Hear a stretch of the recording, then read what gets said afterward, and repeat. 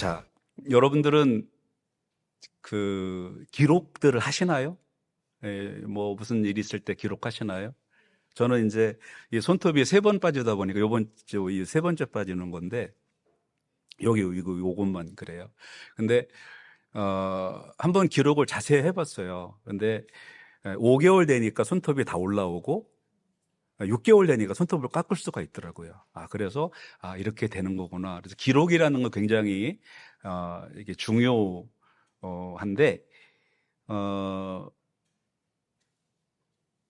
요즘에 우리 교회 유튜브가 조회수가 안 나와요. 제 설교도 뭐 8회 뭐 조회 이렇게 나와요. 사랑은 기록입니다. 그것도 기록을 이렇게 좋아요 누르는 게 기록이거든요. 예. 기록이 안 되면 이게 사랑이 표시가 안 되는 거예요. 그죠? 예, 기록을 꼭 해주시기 바랍니다. 예. 보셨으면 보셨다고 기록을 해주셔야 됩니다.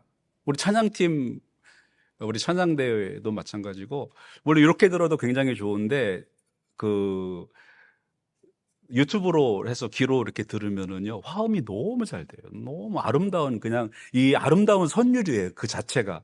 그러면 그냥 듣고 끝내지 말고 기록을 남기시기 바랍니다. 좋아요. 예, 구독은 다 하시니까 괜찮으시고, 그죠? 예, 좋아요. 기록을 꼭 남기시길 바랍니다. 예, 제가 확인해 보겠습니다. 우리가, 예,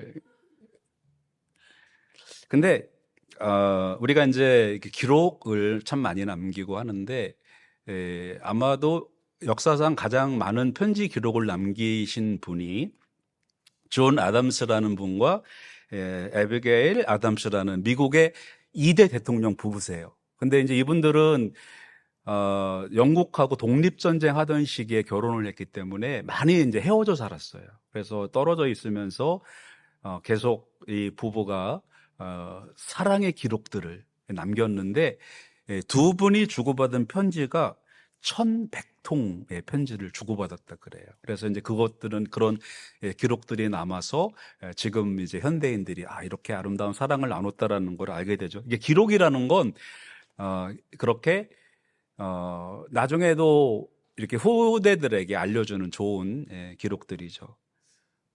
고흐라는 분을 아시나요, 여러분들? 고흐는 동생 테오하고 빈센트 반 고흐죠. 테오 고흐라고 있는데 테오 고흐는 빈센트 고흐, 그러니까 화가의 동생입니다. 근데 이 고흐라는 그 빈센트 고흐라는 분은 약간 그 광기가 있는 그런 분인데 이분은 동생과 한 660통의 편지를 남겼어요. 근데 이 그 빈센트 고흐가 전도사님이었다는 걸 여러분 혹시 아시나요? 모르시죠? 알려드리겠습니다. 제가 이 빈센트 고흐는 할아버지부터 목사님이셨어요. 교회가 할아버지도 목사님, 아버지도 목사님. 그래서 빈센트 고흐는 태어나면서부터 운명적으로 나는 목회를 해야 된다라고 생각을 하시고 살았던 분이에요. 근데 이분이 암스테르담에 있는 신학교에 입학을 했는데 걸린 게 3과목에서 걸렸대요. 하나는 라틴어, 또 하나는 헬라어, 또 하나는 수학. 왜 목사님 되는데 수학을 해야 되는지는 모르지만, 근데 이렇게 생각을 해보니까 저랑 같은 문제가 있었던 것 같아요. 저도 어학이 안 되고 수학이 안 되거든요. 근데 이 빈센트 고흐도 어학이 안 되고 수학이 안 됐어요. 근데 이분이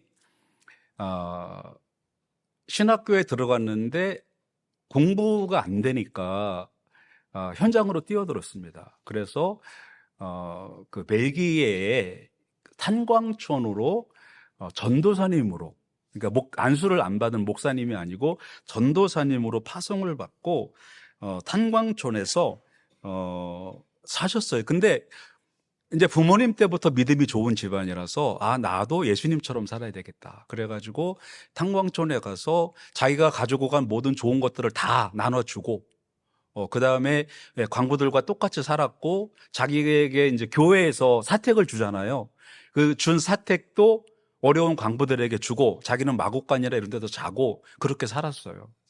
근데 이제 하루는 교단에서 시차를 나오셨는데 시찰 대원들이 와가지고 이 빈센트 고흐를 보고 제명을 시켰습니다. 제명을 시킨 이유가 뭐냐면 품위 유지가 안 된다고. 예. 전도사님이 양복도 안 입고, 예, 전도사님이 뭐 몸도 불결하고 또 설교도 잘 못하시고 그래가지고 27살에 해고가 됐어요. 제명이 돼가지고 목회 길에서 벗어나서 그러면 난 뭘 하나. 그래가지고 이분이 생각하는 게 자기가 이제 워낙에 그 그림 소질이 있으니까 나는 그림으로 하나님을 영광 돌려야 되겠다. 그래가지고 여러분들은 고흐의 그림 그러면 뭐가 생각이 나시나요? 별이 빛나는 밤. 그래도 이런 생각을 안 하시네요. 비싸겠다 이런 생각을 안 하시네요. 우리가 조금 신앙이 있다 보니까 좀 이렇게 타락한 분들은 돈부터 생각하는데 2022년인가 마지막 경매에서 고흐의 그림이 2천억 원에 거래가 됐어요. 근데 이분은 강단에서 입으로 하나님의 말씀을 선포를 못하니까 나는 캔버스에다가 하나님의 그 창조 세계를 해야 되겠다. 그래서 별이 빛나는 밤에 그 다음에 밀밭, 선한 사마리아인, 피에타, 해바라기 이런 그림들이 다 사실은 자기 신앙의 표현들이에요. 우리가 몰라서 그렇지. 예. 그리고 고흐가 귀를 잘랐잖아요. 그죠? 예, 그 귀를 자른 것도 아마 피에타라는 그림을 그렸을 땐가 이 고갱과 고흐 고갱 같은 시대 사람이잖아요. 같은 집에 살았습니다. 그러면서 둘이 심하게 다투고 나서 그 예수님의 고난을 한번 느껴보자. 그래가지고 귀를 떼낸 건 아니라고 생각이 들어요. 저는 귀를 자르면서 그 아픔, 고난을 느낀 거예요. 예. 근데 뭐 이제 그분 이야기를 하려는 것보다는 이분은 동생에게 자기가 가지고 있는 그런 광기를 표현을 했다 그래요. 그런데 그런 기록들이 이제 그런 기록이 남아 있는 거죠. 그런데 보통 사람들은 표현이 이제 우리 신앙 사랑한다 그러면 사랑에 대한 기록, 보통 이제 말이나 아니면 편지 같은 거. 요즘에는 카톡 이런 것들로 사랑해. 근데 이런 기록들로 우리가 사랑을 표현하지만 예수님의 기록은 말이나 이런 글이 아닌 사건이라는 겁니다. 예, 사건을 통해서 그 기록들을 하셨다라는 거예요. 그러니까 우리가 이제 신앙생활이라는 건 그렇습니다. 신앙생활은 우리가 하나님을 사랑한다고 하지만 우리가 사랑하는 것은 말이나 글이 아니라는 거예요. 우리가 이제 가족 간에도 마찬가지입니다. 부모님이 자식에게 나 너 얼마나 사랑하는지 알지? 그건 사랑이 아니고 어떻게 사랑하는지를 보여주는 거 사건이라는 거예요. 사랑이 어떻게 표현되어졌느냐? 그게 사건이 사랑이지 글이나 말이 사랑이 아니라는 겁니다. 예. 뭐 아름다운 글들을 남긴 분들에 대한 표매를 하려고 하는 것이 아닙니다. 예수님은 말이나 글로 사랑한다고 하신 분이 아니고 사건으로 우리에게 사랑을 표현하신 분이에요. 하나님도 마찬가지십니다. 내가 너희를 얼마나 사랑하는 줄 아니? 이렇게 말씀하신 것이 아니라 내가 너희를 사랑하기 때문에 내 아들을 보낸다. 사건으로 기록하신 분이 바로 우리 하나님이시라는 겁니다. 그렇기 때문에 예수님은 언제 오늘 말씀을 통해서 어떻게 우리에게 사랑을 표현하셨고 그 표현된 사랑이 무엇인가라는 겁니다. 우리가 오늘 이제 사순절 5번째 주일 모였잖아요. 이제 보통 이제 생각하면 사순절 고난주간 그러면 많은 사람들이 생각하기에 예수님을 추모하는 그러한 기간 정도로 생각을 해요. 그죠? 얼마나 아프셨을까? 우리를 위해서 고난을 당하셨는데 얼마나 힘드셨을까? 뭐 죄송한 마음도 들고 고마운 마음도 들고 2022년도에 저는 뭐 크리켓을 별로 안 좋아하다 보니 크리켓이 무슨 운동인지를 잘 몰랐어요. 근데 뭐 빨라빵방이 같은 걸로 뭐 이렇게 그냥 공을 치고 그것도 뭐 저를 왔다 갔다 하는데 그 도대체 뭐 5일 동안 하는 크리켓도 있고 하루 동안 하는 크리켓도 있고, 근데 이제 나중에 보다 보니까 이제 어느 정도 그걸 알았는데, 이 그 셰인 원이라는 아주 유명한 크리켓 선수가 있어요. 저랑 나이도 동갑인데 워낙 유명하다 보니까 연예인들하고 이제 같이 막 활동을 하고 막 그 정도 굉장히 유명한 사람이었고, 연봉도 굉장히 높고, 호주에서는 운동선수 그러면 한국 같으면 뭐가 대표일까요? 뭐 야구 아니면 축구가 대표잖아요. 근데 호주는 뭐 크리켓입니다. 예. 근데 이분이 태국인가 어디에 여행을 갔다가 거기에서 이제 그 뭐 심장마비인가 죽었거든요. 그러니까 2022년도니까 뭐 많이 오래되진 않았는데, 근데 그때 어 멜번의 크리켓 그 구장에서 이 셰인 원을 추모한다고 10만 명 들어가는 그 운동장에 다 모였습니다. 그래가지고 거기에서 장례식 뭐 이렇게 그 뭐 추모 행사를 했던 것이 있는데, 우리가 예수님을 생각할 때 또 사순절 기간을 지나가면서 예수님을 추모하면서 얼마나 힘드셨을까, 얼마나 고통당하셨나, 그게 아닙니다. 우리가 그거를 하자고 사순절을 하는 게 아니에요. 하나님이 우리를 얼마나 사랑하셨나, 이거를 우리가 생각하고 배우는 그러한 시간이 바로 이 사순절 기간입니다. 그래서 우리가 이 사순절 기간을 통해서 하나님이 우리를 어떻게 사랑하셨나라는 그러한 기록들을 살펴보는데, 오늘 우리는 세 가지의 말씀을 살펴보려고 합니다. 그러니까 하나님의 사랑의 기록, 예수님의 사랑의 기록은 말과 글이 아닌, 물론 우리가 성경을 통해서 글의 기록이 있지만 말과 글의 기록이 아닌 사건의 기록, 즉 순종의 기록이 첫 번째 말씀입니다. 8절 말씀해 보시면, 그가 아들이시면서도 받으신 고난으로 순종함을 배워서, 그랬죠. 그러니까 첫 번째 사랑의 기록은 순종이라는 겁니다. 순종. 그러니까 예수님은 하나님의 아들이시면서도 하나님의 아들 되심을 포기하고 자신을 비우는 그러한 사건, 바로 그것이 오늘 그 첫 번째 말씀입니다. 이것을 자기 비움의 신비라고도 말씀을 드릴 수가 있는데, 하나님이 우리를 구원하시는데 바로 이러한 이 땅에 아들이 순종하고 오셔서 우리를 위해 사신 그겁니다. 그러면서도 오늘 나오는 말씀은 뭐냐면, 그러니까 순종함을 배웠다라고 하잖아요. 그죠? 배웠다라는 거. 예수님은 사실은 전지전능하신 분이라 배울 게 없는 분이에요. 그러나 예수님의 배움은 뭐냐면 지식적 배움이 아니고 삶을 통하여, 사람들이 이렇겠구나, 사람들이 왜 신앙생활하는 게 힘들겠구나, 이런 것을 지식으로 하는 것이 아니고 체험으로 배우셨다라는 그러한 의미입니다. 우리 기독교의 구원은요 굉장히 간단합니다. 우리는 죄인이고 사람이고, 그래서 사람은 한계가 있고, 그래서 우리 스스로가 구원을 받을 수가 없기 때문에 예수님이 이 땅에 오셨고, 하나님의 그 아들을 통해서 우리를 구원하셨다. 아주 간단합니다. 그렇죠? 제가 수요일에 설교 때도 여러 차례 말씀을 드렸는데, 자, 우리가 순금을 만드는데 99.9%의 순금, 우리가 이제 순금 그러면 9K, 3K라, 죄송합니다. 3K, 그러니까 99.9. 예, 왜 생각이 안 나죠? 39 맞습니다. 39. 예, 수요일에 설교를 잘 들으신 분들은 기억이 나시죠? 39이에요. 39. 자, 그러면 순금을 만들려면 100이 돼야 되잖아요. 100의 순금을, 이 우주에 있는 에너지를 다 동원해서 금을 달구고 때리고 갈구고 때리고 달구고 때리고 해서 지구의 에너지를 다 쓰고 우주의 에너지를 다 써도 순도 100에 금이 안 나옵니다. 불가능해요.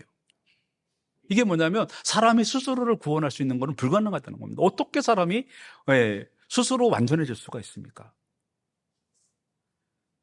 세계에서 가장 철학적이라는 불교의 구원론을 제가 여러분들에게 알려드리겠습니다. 어려운 줄 알지만 제가 어렵기 때문에 알려드리는 거예요. 여러분들 이해를 못하시니까, 저도 이해를 못하니까 알려드리는 겁니다.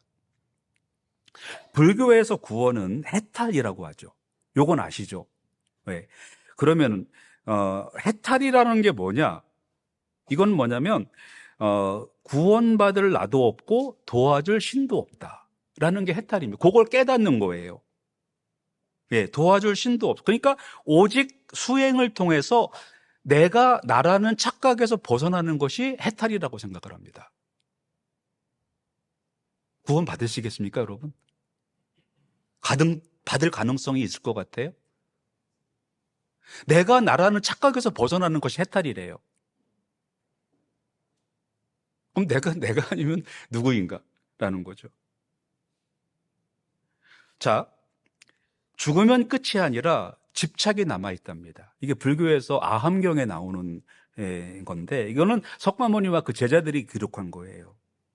그래서 집착이 남아있는데 이 고통이라는 것은 수레바퀴래요. 작은 수레바퀴를 소승이라고 하고 큰 수레바퀴를 대승이라고 하는데, 또 이제 소승으로 안 되니까 대승으로 바꾼 거예요. 여러분들이 이해를 못하니까 제가 마음껏 이야기를 하는 겁니다. 예. 석가모니는 영혼도 없고 윤회도 없다고 했습니다. 영혼이 없는데 그러면 윤회를 어떻게 합니까? 그죠? 그래서 불교에서는 윤회를 설명할 때 이렇게 설명합니다. 촛불이 있는데 촛불이 타면은 꺼지잖아요. 꺼지기 전에 이거를 다른 초로 옮깁니다. 그럼 내 초는 사라졌어요. 근데 내 초의 불이 다른 초에 옮겨 붙었습니다. 나는 없는데 내가 있어요. 이걸 윤회라고 해요. 말이 되는 겁니까? 안 되는 겁니까? 제 생각에는 안 되는 것 같아요. 난데 내가 아니야. 이게 도대체 뭐 하자는 거예요? 불교를 왜 믿어야 됩니까? 내가 구원받는 것도 아니고. 그러니까 오죽하면 성철 스님이 죄송합니다. 또 얘기해서 내 말 믿지 마. 나는 평생에 거짓말만 한 사람이야. 이렇게 한 이유가 아무리 해봐도 난데 내가 아니야. 해탈되는데 해탈이라는 게 나라는 착각에서 벗어나는 거야. 그러면 불교를 왜 믿고 왜 구원을 받아야 되고 왜 해야 되는 건가요? 나도 아니고 남이 되는데 내가. 기억도 못하는데 아무것도 아닌데. 그래서 이분이 하는 이야기가 고린도전서 15장 가지고 설교를 하시는 거예요. 예수님도 제 12제자도 믿었고 150 성도도 믿었고 맨 마지막에 사도 바울도 믿었고 그리고 그 예수님을 믿었던 사람들이 다 순교했고 그러니까 순교한 걸 보니까 부활이 사실인 게벼 그렇게 경상도 사투리로 하시잖아요. 그죠? 그러니까 오죽 답답하면 우리는 안 되니까 우리 구원 갖고는 안 되니까 예수를 믿어야 된다. 그 말씀을 하시는 거예요. 그런데 우리 기독교의 구원은 간단합니다. 사람 스스로는 완전히 할 수가 없는 거예요. 유명한 철학자들, 인류의 유명한 스승들, 성인들은요, 우리에게 숙제만 남겨주고 갔습니다. 그죠? 나라는 착각에서 벗어나는 게 해탈이래요. 내가 아니라는 착각에서 벗어나는 것이 해탈이고 그게 구원이라는 거예요. 나는 죽었는데 내가 넘긴 그 촛불이 나는 사라졌는데 내 업보가 남아서 그것이 윤회된다는 거예요. 이 정도면 저 불교 대학에 가서 강의해도 되겠죠. 그죠? 그죠? 이게 참 어려운 겁니다. 우리 기독교 구원은 간단합니다. 사람들이 죄를 졌는데 사람들 스스로 해결할 수 없어. 그래서 하나님이 이 문제를 해결할 수 없으니까 그 아들을 보내셨어요. 근데 그 아들이 나 이거 사람 못하겠습니다. 이거 다 아는 너무 힘들어도 못할 것 같습니다. 그게 아니고 순종을 했습니다. 그러니까 하나님이 우리를 사랑한다는 그것을 하나님의 아들에 순종하고 이 땅에 오셨어요. 오셔서 우리를 위하여 죽으시고 순종함을 배웠답니다. 순종함으로 배웠다는 거예요. 그래서 우리를 구원하셨다. 누구라도 그분을 믿는 사람은 구원을 받는다. 너무 간단한 거예요. 왜? 우리는 할 수 없지만 완전하신 분을 통해서는 할 수가 있다라는 겁니다. 그래서 빈센트 고흐가 했던 것처럼, 아니 빈센트 고흐가 예수님을 배운 거죠. 네, 탐방촌에 들어가서 광부들과 함께 그 술검댕이가 돼서 자기가 가져간 그 옷 다 그들에게 나눠주고 그렇게 살았던 것이 바로, 사셨던 분이 바로 우리 예수님이시라는 겁니다. 그래서 기독교의 구원은 관념을 넘어섭니다. 우리 생각이 아닙니다.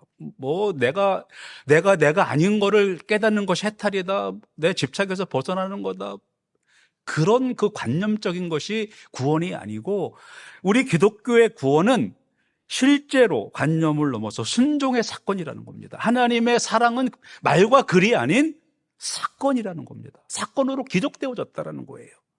그래서 예수님은 배고픔 속에서 40일을 금식을 하셨죠. 배신과 외로움 속에서, 유다의 배신, 예수님의 사랑하는 두 제자 요한과 베드로를 데리고 나를 위해서 기도해다오. 내가 오늘 십자가를 져야 되는데 나를 위해 기도해다오. 근데 그들이 3번이나 잠이 들었어요. 얼마나 외로우셨겠습니까? 예수님을 이해해주는 사람도 없고. 그런 가운데 예수님은 이 일을 하신 거예요. 하나님 앞에 마지막으로, 아버지, 할 수만 있으시면 이 잔을 내게서 옮겨주십시오. 이게 뭡니까? 죽음의 공포예요. 왜? 예수님은 참 사람이고 참 하나님이셨기 때문에 참 사람은요, 누구라도 죽음의 공포를 느낍니다. 여러분들 혹시 그런 경험이 있으세요? 아, 이게 죽겠구나라는 생각 해보셨습니까? 네, 저도 한번 그런 적이 있어요. M5에서 100km로 운전을 하는데 갑자기 이석증이 온 거예요. 근데 제가 3차선을 다 차지하고 왔다 갔다 하면서 운전을 한 거예요. 3차선을 다 차지하면 왔다 갔다. 근데 뭐 안 보이는 걸 어떡합니까? 그때 저한테 드는 생각은, 아, 죽겠구나. 이러다 죽겠구나. 그런 생각이 드는 거예요. 근데 예수님도 참 사람이셨기 때문에 죽겠구나라는 생각을 왜 안 하셨겠습니까? 그런데 예수님은 사랑으로서, 그게 기록이에요. 이 땅에 오셔서 하나님께 순종함으로. 네. 그래서 우리가 어떤 때, 힘들 때, 하나님 정말 힘드네요 라고 했을 때 예수님은 흔적을 보여주시는 겁니다. 사건이죠. 십자가에 못 박히는 그 사건을 우리에게 보여주시는 것입니다. 그래서 첫 번째 사랑의 기록은 바로 예수님의 순종입니다.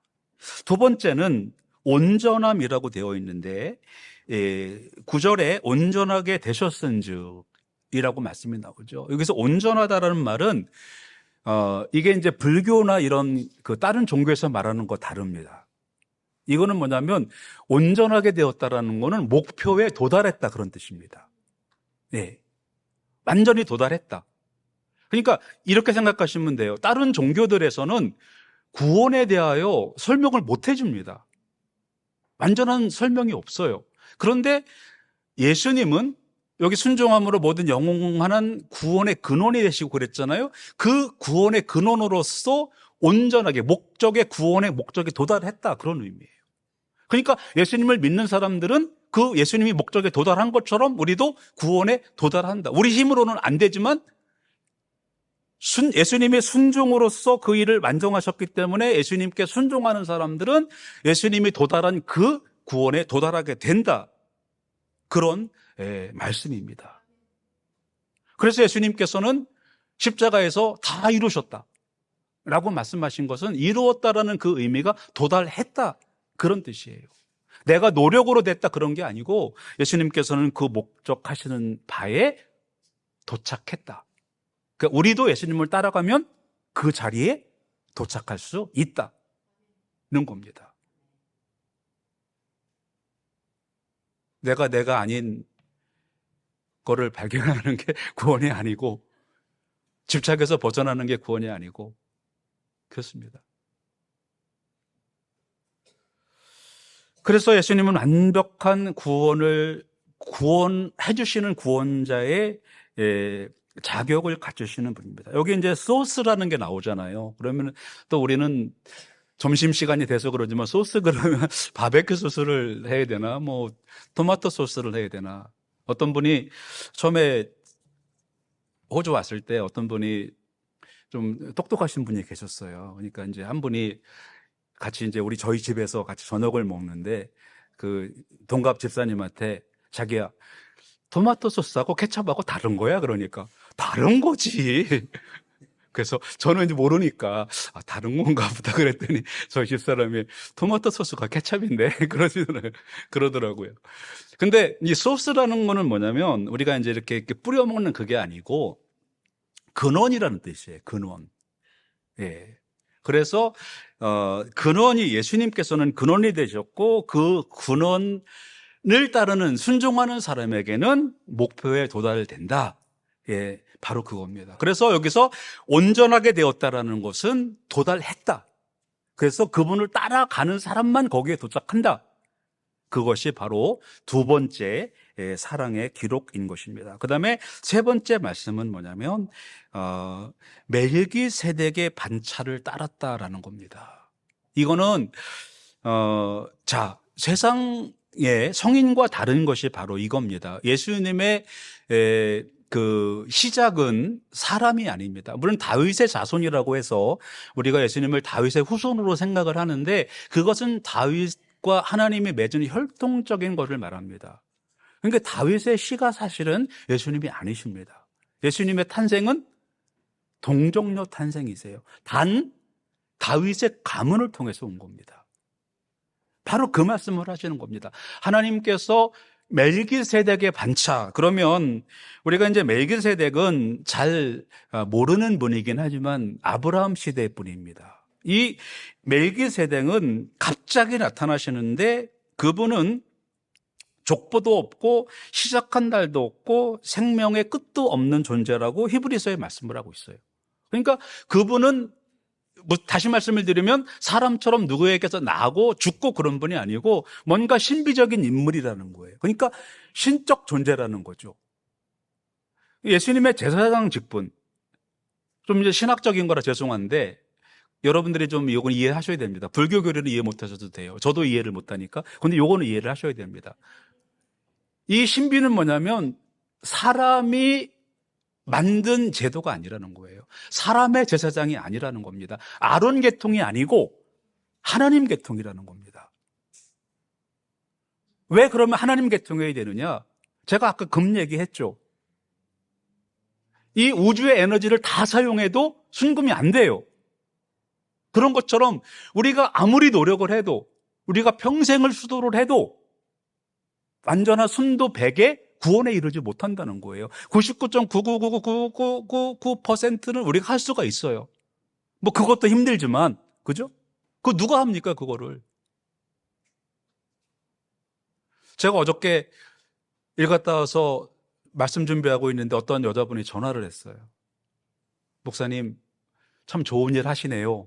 그러면서 여기 스트라에 젊은 사람이 있는데 노숙을 한대요. 그러면서 좀 도와줄 수 없냐고. 그래서 제가 어떻게 도와드려야 될지는 모르겠지만 저는 2주에 한 번 겨우 2주에 한 번 노숙인들에게 음식 제공하는 사역을 하는데 그렇게 노숙을 하고 또 병이 있고 그런 분에게 도움을 주려면 정부에 요청을 하는 게 맞는 것 같습니다. 제가 할 수 있는 걸 한계가 있네요. 그랬더니 그분은 영주권이 없어서 정부의 혜택을 못 받는데요. 그러면 정말 죄송한 말씀이지만 요즘에 한국의 복지가 잘 되어 있다는데 한국으로 가시는 게 어떻겠습니까? 제가 이제 저는 제 나름대로 좀 해결 방안을 제시를 하는 거예요. 왜 그러냐면 그분을 우리가 얼마를 들여서 돈을 들여서 해주겠어요. 우리가 집을 구해드릴 수도 없는 거고, 그리고 병원비가 메디케어가 없는 분에게 병원비를 계속 지급할 수도 없는 거고, 그래서 저는 이제 나름대로 하고 나서 전화를 끊었는데요. 얼마나 마음이 안 좋은지. 당장 뛰어나가서 그냥 천불이라도 주고 왔어야 되나? 막 그런 생각, 저런 생각 하면서 사실은 설교 준비하면서도 이건 뭐 내가 설교할 자격이 있나? 그렇게까지 팽개쳐 놓고 막 그런 생각이 들더라고요. 근데 그럴 때가 되면 정말 뭐 예수님처럼 막 거의 예수님 수준의 99.9까지 갔다가 하루아침에 바닥으로 떨어지는 거야. 나 같은 사람이 뭐 목회를 하나. 99.9 금에서 0.1% 그냥 금으로 똑 떨어지는 거예요. 사람이 그렇습니다. 그러니까 사람은 안 된다는 거예요. 그게 구원조로서 사람은 세울 수가 없다라는 거예요. 석가모니, 뭐 공자, 모하메드 그 누구도 될 수가 없다라는 거예요. 그래서 오늘 말씀하시는 건 뭐냐면 이건 멜기세덱의 계통이 아니면 안 된다는 겁니다. 그러니까 하나님이 보낸 사람, 하나님 스스로가 해결하지 않을 수가 없는 그러는 거예요. 사람은 안 됩니다. 인간 대제사장은요, 아무리 훌륭해도 한계가 있습니다. 유교처럼 불교처럼 착하게 살아라. 뭐 그런 가르침만 한다면 뭐 제가 여기 나와 있을 필요가 뭐가 있습니까? 그냥 아무거나 하십시오. 좋은 일하고 착한 일하고 그렇게 사십시오. 근데 그렇게 사는 사람들이 많잖아요. 근데요, 평생을 수도하고 평생을 하나님과 같이 한다고 하는 저희 아내가 이제 수녀원에서 그 수녀원 할머니들, 수녀님들 이렇게 도와주는 그런 일을 하는데 저는 저희 아내가 일 갔다 와서 얘기해 주면 코미디를 보는 것 같아요. 그분들 저희랑 너무 똑같다. 그냥 너무 평범해요. 그냥 그렇게 평생을 96세 할머니가 계신데 그분들 이야기하는 거 보면 서로 뭐 이야기하고 서로 흉보고 뭐 하는 게 너무 똑같아요, 우리랑. 조금 더 다른 게 없어. 평생을 수도를 하고 그냥 시간만 나면 교회 가서 기도하고 그러시는 분들이 평생 결혼도 안 하시고 기도만 하시고 그냥 예배만 하시고 하시는 분과 그냥 평범하게 저나 여러분이나 사시는 것이 너무 똑같아요. 그렇구나. 사람이라는 게 이것밖에 안 되는구나. 그 사람이라는 건 평생을 수도해도 안 되는구나. 그럼 이 일을 누가 해줘야 되냐? 멜기세덱의 계통이 아니면 안 된다는 거예요. 즉 하나님 계통이 아니면 안 된다는 거예요. 하나님이 보내시는 그분, 하나님 스스로가 아니면 안 된다는 겁니다. 그래서 오늘 세 번째 사랑의 기록은 하나님이 오신 겁니다. 하나님은 이렇게 세 가지로 우리에게 사랑을 기록을 사건으로 남겨주셨습니다. 순종의 기록으로, 그 다음에 완전함의 기록으로, 그 다음에 멜기세덱의 기록으로 이렇게 우리에게 남겨주셨어요. 이제 우리가 답장을 써야 되겠죠, 그죠? 답장을 하나님이 우리에게 사건으로 편지를 보내시니까 우리도 답장을 써야 됩니다. 하나님은 사건으로 했는데 그냥 우리는 글로만 보낼 수가 있겠습니까? 마찬가지로 우리도 지금 이제 사건으로 하나님께 이 감사의 답장을 보내야 되는 거예요. 내가 말과 글로만 했냐? 아니죠. 그래서 오늘 사순절 5번째 주일에 하나님이 우리에게 남긴 그 사건의 기록들처럼 이제 우리도 하나님 맞습니다. 우리는 이제 하나님 앞에 이렇게 우리가 불가능한 일을 하나님이 해주셨으니까 이제는 우리도 말과 글로만 하나님을 사랑하는 것이 아니라 사건으로 사랑하겠습니다. 이렇게 우리의 하나님의 사랑을 표현할 시간이 된 것입니다. 사순절 이제 한 주 남았습니다. 다음 주는 종료주일이고 그 다음 주가는 고난주일입니다. 사순절 마지막 한 주 남았는데 예수님 추모하는 추모 기간이 아니에요. 하나님의 사랑을 감사하는 그러한 기간입니다. 이렇게 하셨구나. 하나님의 사랑은 말과 글이 아닌 사건이셨구나. 이제는 우리가 이 하나님 사랑에 응답하는 한 주간 많은 사건들을 하나님께 표현하시기를 축원합니다. 기도하시겠습니다.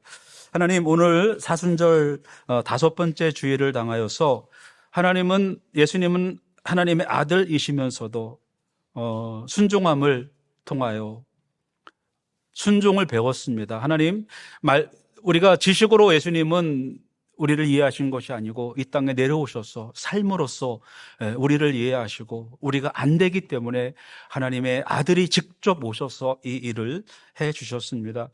또한 예수님은 우리가 가야 할 그곳에 도달하심으로 이제는 우리가 예수님을 따르면 그곳에 도달한다라는 말씀도 생각을 해보았습니다. 이제는 우리의 순종이 필요한 그때가 되었습니다. 하나님, 이제는 우리가 순종을 통하여 구원의 근원이신 그분이 도착하신 그곳에 우리도 도착할 수 있도록 하나님 함께하여 주시옵소서. 그리고 사람의 일이 아닌 멜기세덱의 반차를 따라서 이루신 그 구원, 사람이 할 수 없는 이 일을 이루신 우리 예수 그리스도의 그 놀라우신 은혜와 그 사역이, 그 사건이 사순절 마지막 한 주간을 지나면서 이제는 우리의 반응이, 우리의 답장이 말과 글이 아닌 우리의 사건을 통하여 하나님께 답장을 올려드리는 한 주간 되게 하여 주시옵소서. 예수님 이름으로 기도드립니다. 아멘.